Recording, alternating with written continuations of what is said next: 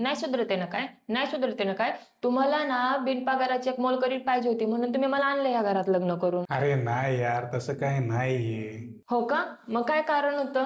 जर तुम्ही मला नोकराने नसते समजत ना तर माझ्यासोबत असं नसतं केलं तुम्ही. ते काय केलंय मी? काय केलं? काय केलं? मग हे घर तुम्ही तुमच्या वडिलांच्या नावावर नसतं केलं. अरे यार, मला करायला लागलं. करावं लागलं? करावं लागलं?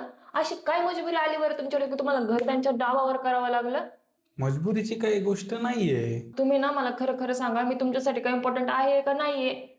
अगं अशी गोष्ट नाहीये. मग कशी गोष्ट आहे? तुम्ही माझ्या नावावर हे घर का नाही केलं? मग मला खरं खरं सांगा बरं तुम्ही. अगं माझ्या वडिलांनी मला एवढं मोठं केलं, त्यांनी मला शिकवलं, त्यांनी मला जे पाहिजे ते दिलं. अजून तुझ्यासारखी एवढी सुंदर बायको मला करून दिली. अजून काय पाहिजे बाळा, सांग बरं तू.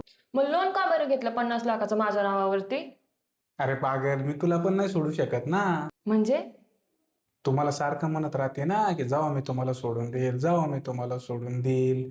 आता तू मला सोडून नाही देऊ शकत. म्हणजे? तू मला सोडलं तर 50 लाखाचं लोन तू कशी भरणार? पॉसिबलच नाहीये ना.